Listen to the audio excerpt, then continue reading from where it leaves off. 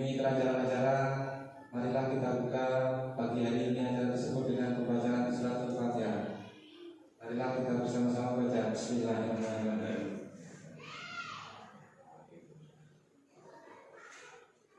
Alhamdulillah. Baiklah, untuk acara selanjutnya yaitu adalah sambutan dari Bapak Kepala Sekolah UPTD SPF SD Cibunggil 2 kepada Bapak Kepala Sekolah Bapak Dwi Samsoko Agus Sugiarto SPD, dipersilakan.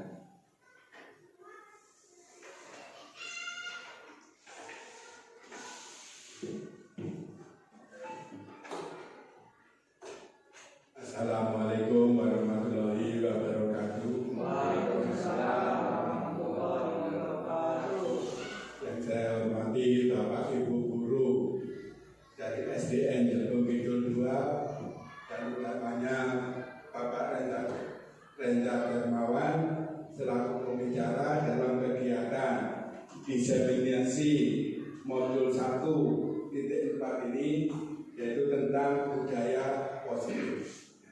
Dalam kegiatan ini kami selaku pimpinan lembaga ini mengharapkan kiranya dari hasil diseminasi ini bisa memberikan hasil yang positif bagi perkembangan di lembaga ini.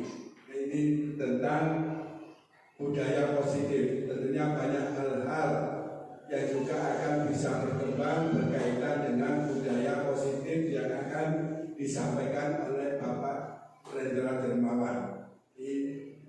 Kami juga mendukung kegiatan ini karena secara langsung pasti akan memberi dampak dan manfaat yang lebih pada perkembangan pendidikan yang ada di lembaga Jelung Kidul 2 ini.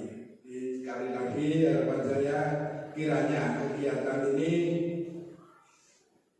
memberi dampak yang positif, memberi perubahan yang nyata pada kegiatan pembelajaran di lembaga ini, juga bisa memberi inspirasi bagi guru-guru yang lain untuk kiranya dapat mengikuti jejak Pak Rendra untuk menjadi guru penggerak, sehingga nantinya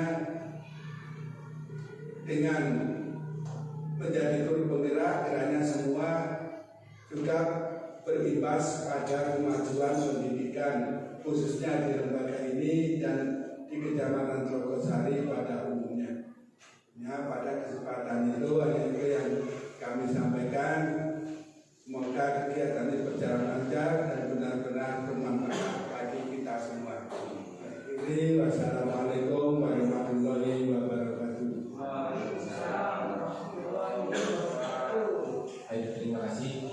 Acara selanjutnya yaitu adalah pemaparan isi materi tentang kegiatan diseminasi modul kehidupan tentang budaya positif kepada pemateri Bapak Rendra Dermawan SPD, disilakan.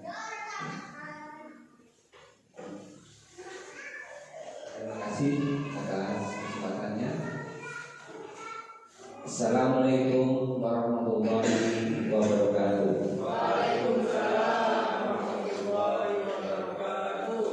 Yang saya hormati Bapak Kepala Sekolah SDN di Kidul 2, yang saya banggakan rekan-rekan guru SDN di Kidul 2. Semangat pagi Bapak Ibu. Pagi. Pada hari ini akan saya paparkan untuk pemenuhan tugas, yaitu tentang diseminasi modul 1.4, yaitu tentang budaya positif di UPTD SPF SD Cibung Kidul 2, Kecamatan Tlogosari, Bondowoso. Dalam hal ini saya sebagai calon guru penggerak angkatan 11. Sebelum kita berlanjut ke tujuan kegiatan diseminasi ini adalah satu, CGP mampu membagikan materi dan pengalaman belajar di modul 1.4 tentang budaya positif kepada guru, siswa, terutama yang berada di lingkungan sekolah UPTD SPF SDN Jebung Kidul 2. Latar belakang dilaksanakannya diseminasi tentang budaya positif ini adalah tentang pada masa-masa sekarang ini, pada masa sekarang ini terjadi fenomena krisis karakter, istilahnya beda pada waktu zaman Bapak Ibu dulu. Sebagai seorang pendidik, ada batas antara pendidik dan seorang siswa di sana. Menjunjung nilai-nilai tata krama. Fenomena krisis karakter anak di Indonesia sehingga sekolah perlu mengupayakan budaya positif atau kebiasaan-kebiasaan baik bagi murid agar dapat berperilaku yang sesuai dengan profil belajar Pancasila. Di sini dalam budaya positif, di sini ada sebuah pertanyaan. Apakah Bapak atau Ibu setuju dengan pernyataan ini?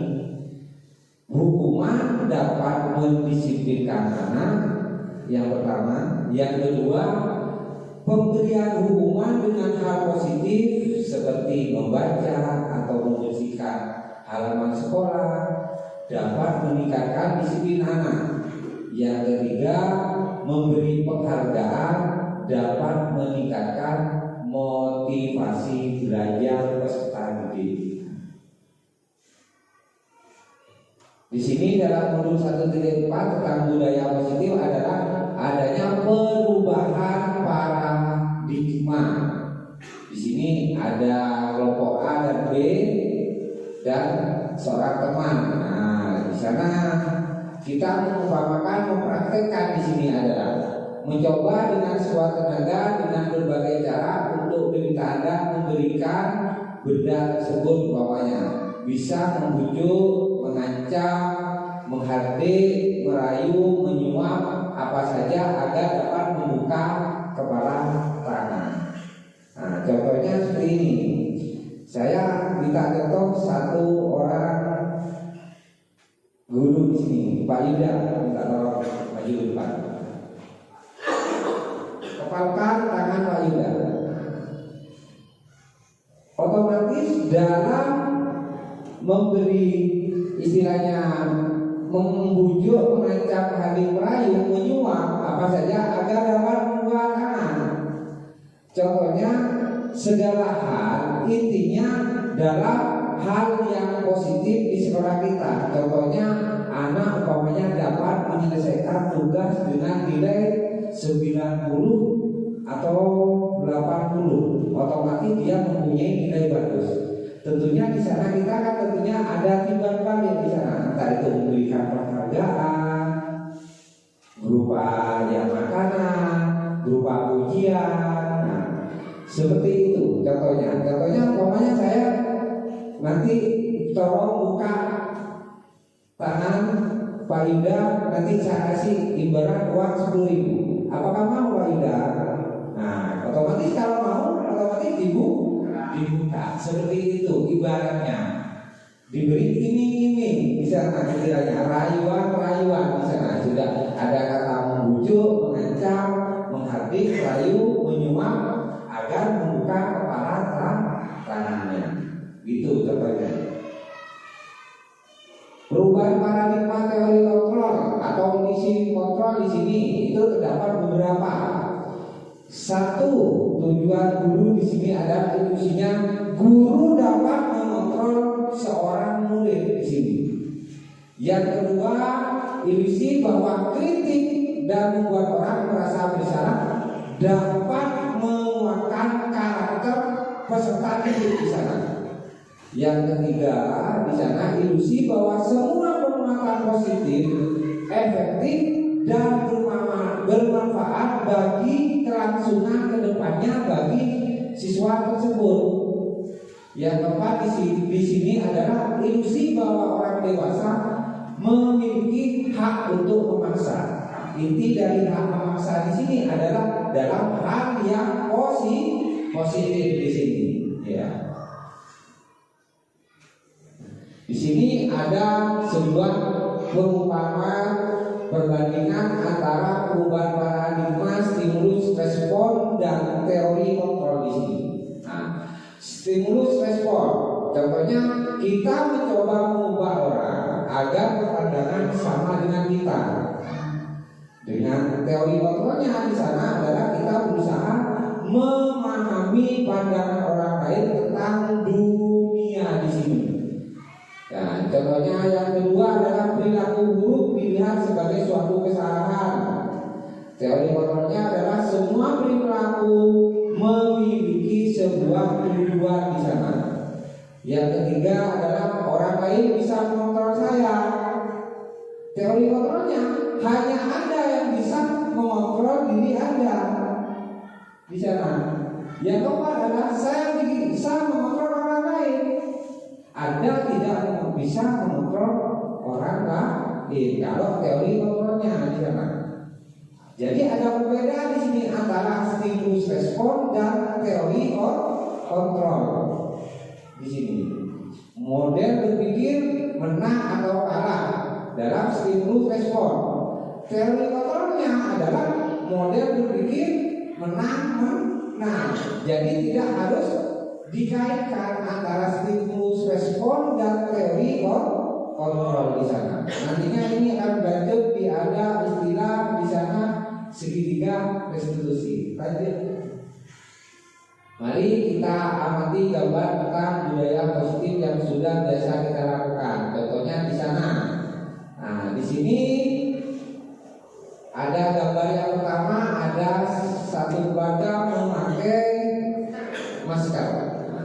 Itu adalah masuk ke dalam budaya positif di sana. Inti dari manfaat masker itu kan berbagai macam. Mencegah dari waktu dulu kita tahun 2000 di negara kita gejolak tentang COVID 2019 corona di sana. Ya, kita diwajibkan memakai masker untuk mencegah penyebarannya. Selain itu, masker kan juga bermanfaat. Apalagi sekarang musim kemarau, bisa terhindar dari polusi udara, debu-debu dan sebagainya. Gambar yang kedua di sini helm. Saya tanyakan ke Bapak Ibu, apa hubungan helm? Ada yang bisa menjawab? Nah, melindungi kepala. Intinya di sana sebagai alat keselamatan dalam berkendara di sana. Nah, itu salah contohnya hal budaya positifnya. Nah, sekarang saya jelaskan di sini apa itu budaya positif. Di sini adalah bisa dimaknai budaya positif adalah nilai-nilai keyakinan dan kebiasaan di sekolah yang berpihak kepada murid agar dapat berkembang menjadi pribadi yang kritis, penuh hormat dan bertanggung jawab. Itu makna dari nilai-nilai budaya positif di sini. Pembelajaran dengan paradigma baru dirancang berdasarkan prinsip pembelajaran yang terdiferensiasi sehingga setiap siswa di sini belajar sesuai dengan kebutuhan dari tahapan perkembangan untuk mewujudkan profil pelajar Pancasila di sini. Disiplin positif di sini merupakan suatu cara penerapan disiplin tanpa kekerasan dan ancaman yang dalam prakteknya melibatkan perilaku komunikatif efektif antara guru dan murid. Di sini terjadi kerjasama antara seorang guru dan seorang murid.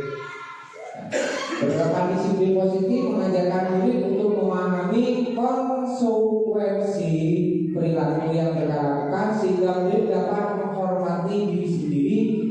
yang bertanggung jawab terhadap lingkungan dan pribadinya masing-masing. Jadi bisa dikatakan di sini adalah disiplin positif merupakan salah satu cara menerapkan budaya positif yang bertujuan untuk menumbuhkan kesadaran serta memperdayakan murid untuk melakukan sesuatu tanpa sogokan, ancaman maupun hukuman. Bisa. Jadi setidaknya bisa memberikan apresiasi. Nah, yang sudah dijelaskan tadi itu memberi ucapan selamat dalam melaksanakan tugas-tugasnya berupa apresiasi. Di sini berlanjut ke nilai-nilai kebajikan di sini. Nah, nilai-nilai kebajikan di sini disiplin positif akan membawa murid pada nilai kebajikan yang sesuai dengan profil pelajar Pancasila. Yang pertama di sini beriman dan bertakwa kepada Tuhan Yang Maha Esa. Yang kedua berkebinekaan global. Yang ketiga bergotong royong. Yang keempat mandiri. Yang kelima bernalar kritis. Dan yang keenam kreatif. Konsep disiplin dengan identitas gagal. Di sini ada istilah hukuman dan penghargaan. Di sini adalah salah satu contoh-contohnya. Contoh hukuman intinya di sana menyakitkan, tidak nyaman, murid takut, memaksa, murid menyembunyikan kesalahan, murid menjadi rendah diri.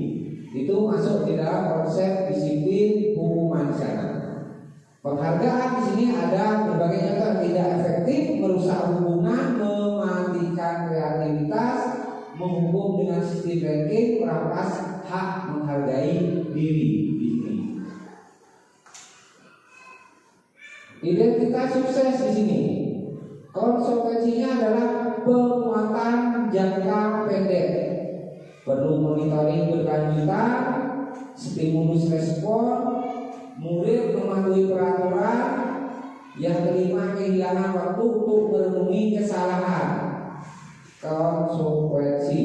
Sedang konstitusinya di sini adalah murid bertanggung jawab untuk perilakunya, fokus pada pemecahan masalah jangka panjang. Murid menghormati dirinya dan orang lain. Teori kontrol atau dirinya memegang kontrol. Murid bersemangat memperbaiki kesalahannya. Di sini ada contoh-contoh kasus di sini. Umpamanya siswa tidak mengerjakan PR. Di sini kan ada istilah hukuman, konsekuensi, dan restitusi. Yang dihukuman di sini guru menghukum berdiri di depan kelas atau menulis di buku tulis berjanji tidak lupa mengerjakan PR sebanyak 100 kali. Itu bukan zamannya lagi sudah. Ya, istilahnya itu sudah bisa membuat anak menjadi tambah berpikiran yang bermacam-macam di sana. Jadi perlu ada tidak lanjutnya di sana. Yang konsekuensi di sini guru memberikan konsekuensi turunnya PR pada jam istirahat. Yang restitusinya di sini guru menanyakan keyakinan kelas atau menanyakan diri dan membantu mengerjakan tugasnya. Saya memberikan contoh di sini. Umpamanya di sini masuk di dalam ranah hukuman. Di sini kan ada istilah hukuman dan konsekuensi. Mungkin Bapak Ibu tahu perbedaan antara hukuman dan konsekuensi.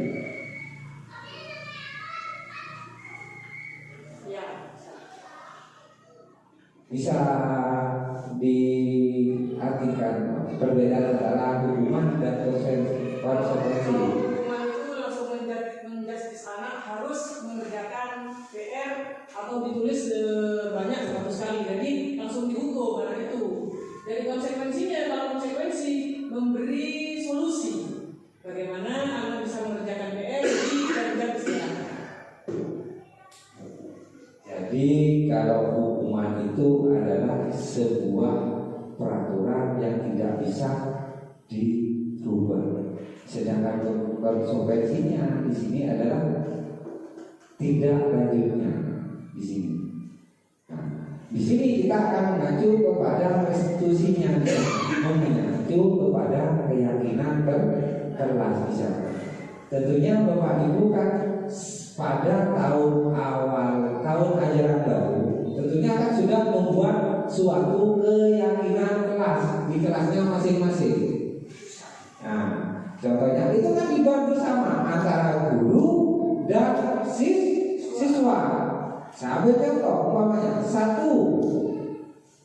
hadir di sekolah harus tepat jam 7. Dimasukkan ke dalam keyakinan kelasnya.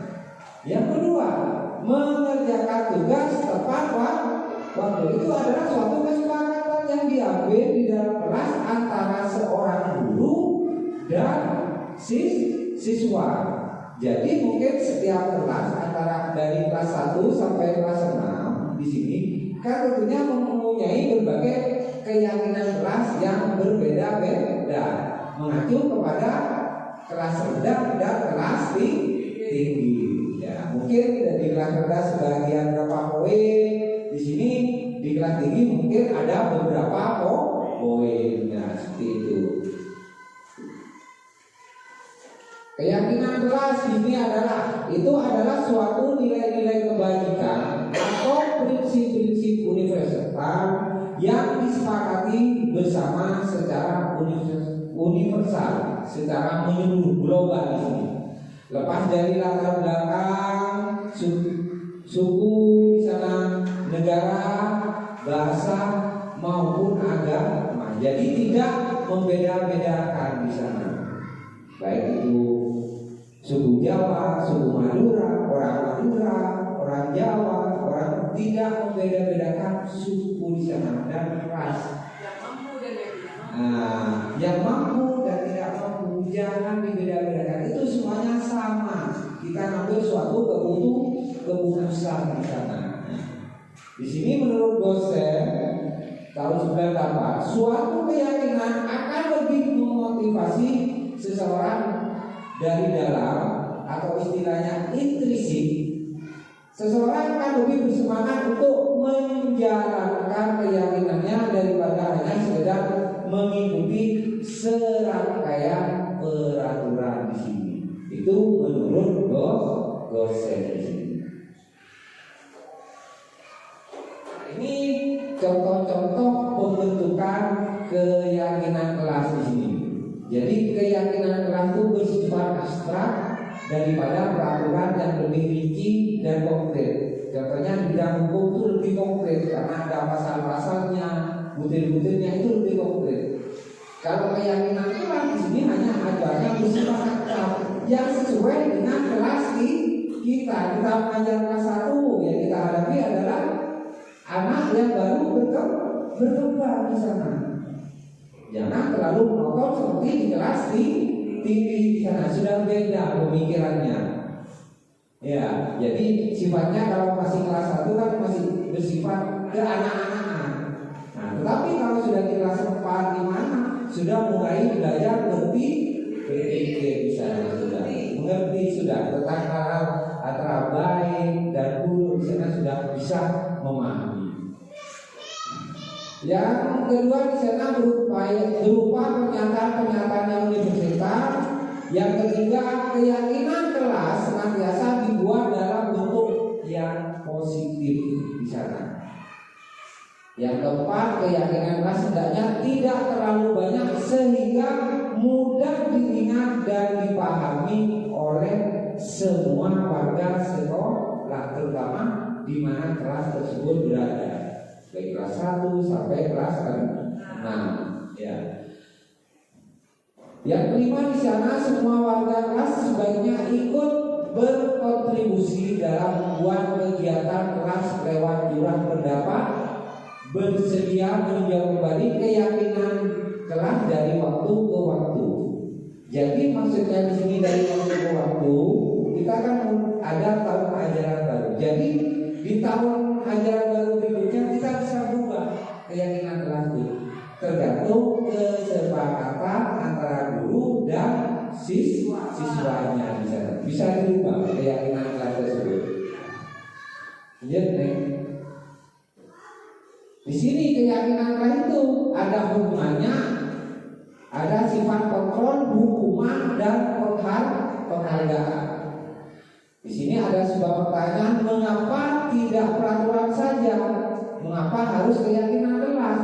Karena kalau peraturan kan tertulis, sudah dari sananya, sudah dari kebijaksanaan dari pusat. Nah, tetapi kalau keyakinan jelas itu kan mengacu kepada kesepakatan warga sekolah atau warga kelas antara guru dan muridnya di sana. Jadi di sini mengapa kita memiliki peraturan harus menggunakan film contoh tadi gambar itu? Tujuannya untuk keselamatan, sama juga dengan keyakinan kelas. Jadi mengajarkan anak tentang kedisiplinan budaya positif tersebut. Mengapa kita memiliki peraturan 3M? Di sini kan sudah tersedia fasilitasnya untuk anak diwajibkan di sini, apalagi melaksanakan literasi mengaji tiap pagi dan melaksanakan sholat duha berjamaah. Nah, di sana dalam melaksanakan sholat duha, anak-anak itu kan sebelum melaksanakan sholat duha kan mengadakan budaya antri untuk mengambil air wudhu. Itu sudah mengajarkan tentang budaya positif. Jadi mengajarkan anak tentang budaya antri. Jadi untuk mendukung motivasi intrinsik kembali ke nilai-nilai keyakinan lebih menggerakkan seseorang dibandingkan mengikuti serangkaian peraturan. Jadi yang tahu kondisi di sekolah tersebut adalah guru tersebut, guru yang bersangkutan. Jadi dapat menilai antara siswa yang satu dengan siswa yang lain di sana.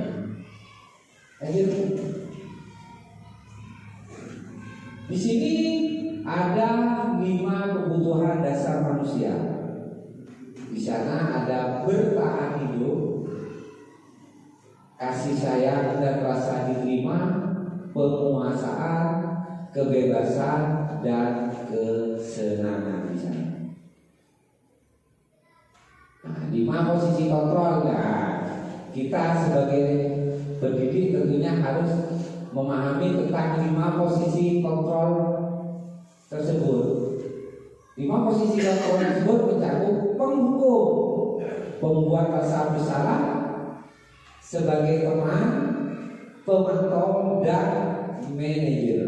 Nah, tapi intinya larinya nanti kita sebagai guru dituntut untuk menjadi seorang manajer. Jadi mencakup sebagai penghukum juga, pembuat rasa bersalah, teman atau pemantau. Tapi intinya nanti menjadi seorang manajer, mengambil semua keputusan di sana.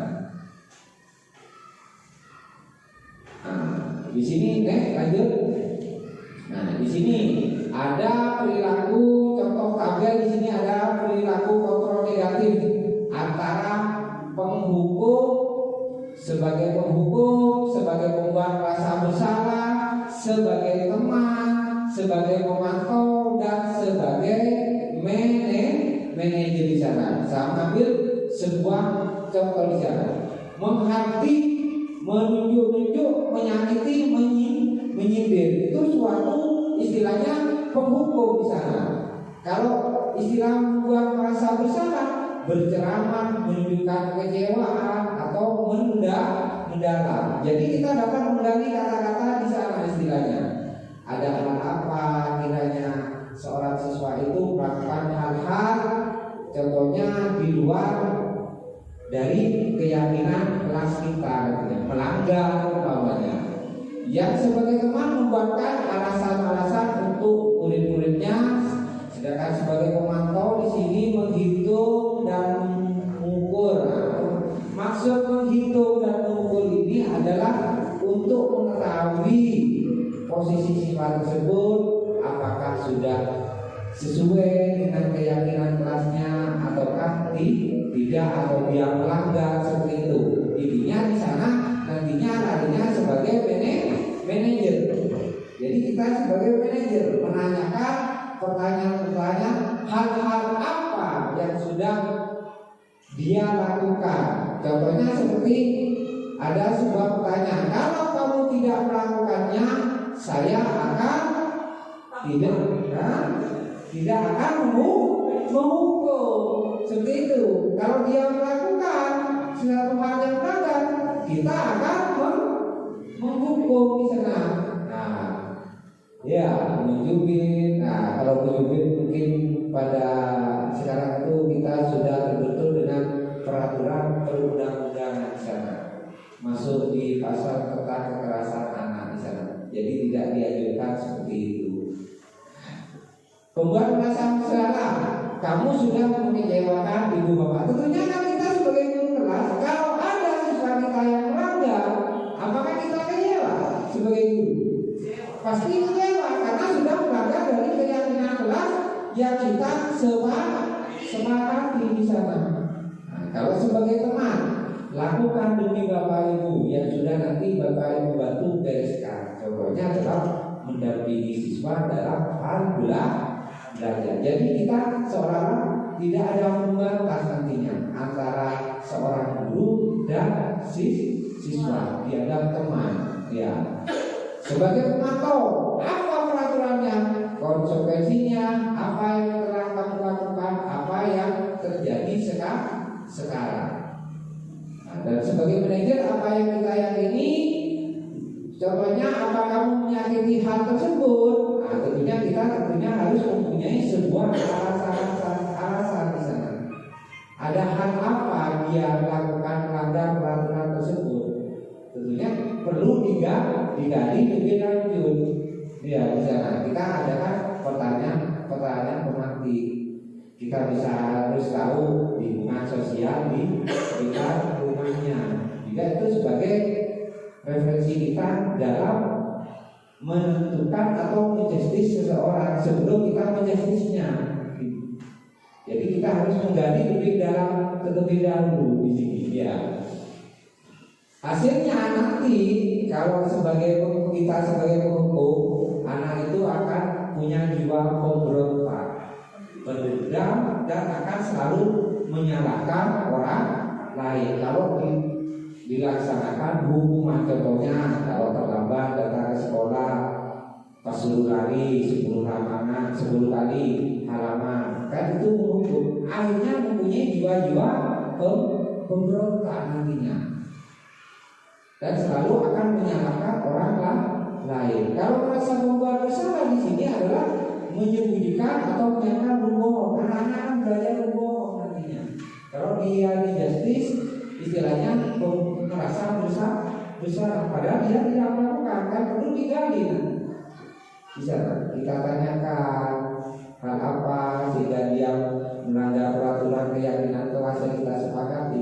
Sebagai teman di sini tentunya nantinya akan ada ketergantungan, jadi harus dibatasi. Kiranya dia tidak memahami tentang suatu mengerjakan soal umpamanya, tentunya kan perlu ada pendampingan. Bagaimana bagi siswa yang tidak menguasai materi tersebut? Tentunya kita kan ada punya konsep-konsep lain, ada yang penganiayaan di sana. Bagi yang belum memahami, perlu bimbingan khusus di sini. Yang keempat adalah pemantau, jadi bisa menyampaikan bila diawasi, dan sebagai manajer adalah menguatkan watak dan karakter. Nanti tujuannya pasti ke seorang manajer akan membentuk sifat dan pribadi siswa tersebut adalah tergantung manajernya atau kita sebagai pendidik.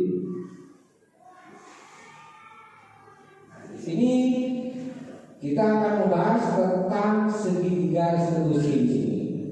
Segitiga institusi ini adalah istilahnya untuk memecahkan suatu permasalahan di sini. Di sini yang pertama ada istilah menstabilkan identitas, validasi tindakan yang salah, dan menanyakan keyakinan kelas. Saya paparkan sebentar di sini tentang segitiga institusi di sini, ya. Istilahnya menstabilkan identitas. Tentunya sebelum ada suatu permasalahan di sini, tentunya kita akan koreksi dulu di sini. Hal-hal apa sehingga dia bisa melanggar tentang keyakinan kelas tersebut? Tentunya dengan dipanggil siswa tersebut, diberi arahan, kita diberi pertanyaan romantik, kenapa si A melakukan hal-hal tersebut? Tentunya dia mempunyai suatu alasan. Saya pernah mempraktekkan pada demonstrasi di satu titik tempat di sana. Saya membahas tentang anak yang pekerjaannya selalu dicopet oleh teman-temannya. Akhirnya dia mengeluh kepada gurunya, kenapa kamu malah sampai beberapa meja? Setelah ditanyakan, akhirnya dia memberi jawaban. Karena kenapa waktu saya marah? Karena pekerjaan saya berusaha untuk mengerjakan soal tersebut, tetapi kenyataannya hasil yang saya peroleh dicopet oleh teman-teman saya. Yang jelas dia marah. Nah, akhirnya saya panggil anak tersebut, saya bimbing di sana, saya gali, dikembalikan keyakinan kelas kita. Seharusnya tidak boleh marah seperti itu. Bilang aja kalau ada permasalahan, bilang ke guru kelasnya. Nanti yang menyelesaikan permasalahannya adalah guru kelas, tidak bisa sampai bertengkar dengan teman di sana. Validasi tindakannya, Pak Guru kembali menanyakan keyakinannya. Berarti kamu umpamanya sampai bertengkar dan marah-marah ke temannya, berarti kamu sudah melanggar tentang kesepakatan atau keyakinan kelas kita, yaitu saling menghormati dan menghargai. Nah, itu maksudnya dibuat segitiga restitusi. Jadi ada menstabilkan identitas, validasi tindakan yang salah, dan menanyakan keyakinan. Di sini menstabilkan identitas. Pada dasarnya di sini bertujuan untuk mengubah identitas anak dari orang yang gagal karena melakukan kesalahan menjadi orang yang sukses di sini. Berbuat salah itu tidak apa-apa, tidak ada manusia yang sempurna. Saya pun sebagai pendidik juga pernah melakukan kesalahan seperti itu. Kita bisa menyelesaikannya, tidak tertarik menjadi siapa yang salah, tetapi mencari solusi dari permasalahan tersebut. Berhak merasa begitu, apa kamu sedang menjadi teman yang baik buat dirimu sendiri. Intinya di sini adalah mencari solusi dari permasalahan, karena yang tahu karakter peserta didik itu adalah guru dan guru kelasnya di sana.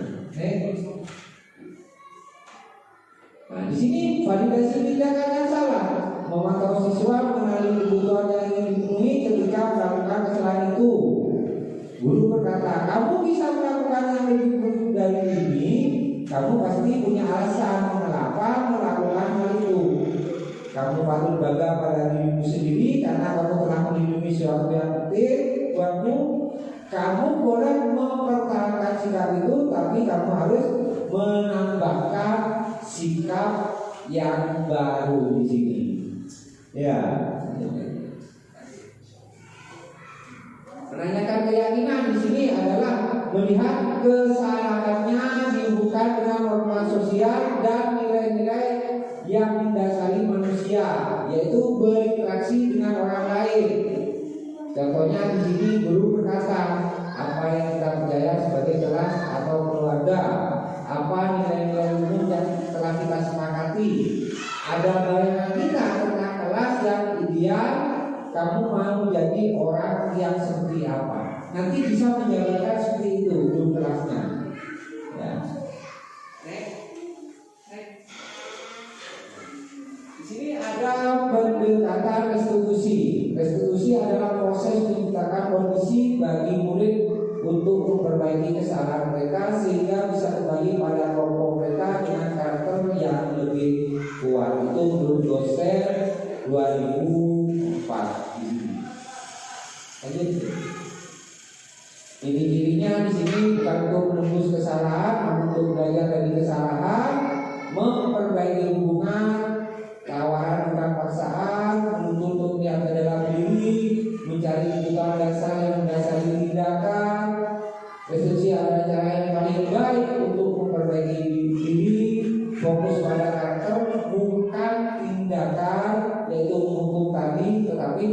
pada pendidikan karakter peserta didik di sini.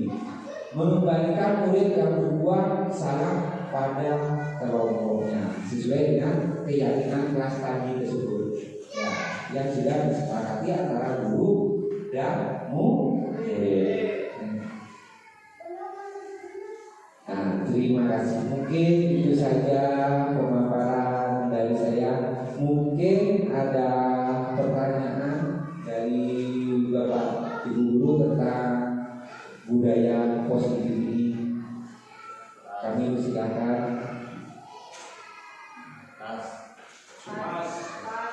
Bagaimana Bapak Ibu, mungkin dari pemaparan materi yang disampaikan oleh pemateri tersebut masih ada yang ingin ditanyakan atau ditarakan? Silakan. Ya, baik. Ayo Pak, biar lebih pas. Dan terima kasih waktunya dan terima kasih kepada Bapak Renda. Penyampaiannya cukup menarik ya. Yang ingin saya tanyakan adalah bagaimana kita sebagai guru atau manajer mampu bijak menentukan kapan waktunya hukuman, kapan waktunya penghargaan, kapan waktunya restitusi. Nah, mungkin itu saja. Baik, terima kasih Pak untuk pertanyaannya. Monggo narasumbernya Pak Materi untuk menjawab. Baik, saya akan menjawab pertanyaan Mbak Ibu tentang hubungan antara hukuman, keyakinan, kapan waktu yang tepat, kapan waktu yang tepat untuk menjatuhkan hukuman dan konsekuensi. Agar bijak ya. Baik, dari hukuman tersebut kan sudah ada perbedaan antara hukuman dan konsekuensi. Hukuman itu tertulis sudah di sana, tertulis sudah sesuai dengan peraturan. Sedangkan konsekuensi adalah tindak lanjut dari hukuman. Jadi umpamanya hukuman kita melibatkan hukuman anak tersebut, umpamanya terlambat datang ke sekolah, misalnya. Umpamanya kita disuruh lari 10 kali halaman sekolah, itu sudah masuk hukuman, bukan selamanya lagi. Lebih baik kita cari konsekuensinya, entah dia suruh menghafalkan Pancasila dan lambat-lambatnya, kan seperti itu. Jadi sifatnya agar anak berpikir kritis di sana, ya, berpikir kritis dan bertanggung jawab akan suatu pelanggarannya di sana. Begitu dari saya. Mungkin akan saya akhiri sesi pemaparan kali ini karena waktunya sudah agak siang ini. Jadi ada istilah pepatah di sini dalam kita sebagai seorang pendidik. Intinya tekuni dan laksanakan secara ikhlas dalam mendidik peserta didik. Tekuni dan ikhlas dalam melaksanakan tugas. Insya Allah akan membawa keberkahan bagi kita semua dan akan mengangkat derajat kita kelak di akhirat nanti. Ada sebuah pantun kajepon gula merah salalopon nyomong satu. Akhirul kalam, wassalamualaikum warahmatullahi wabarakatuh.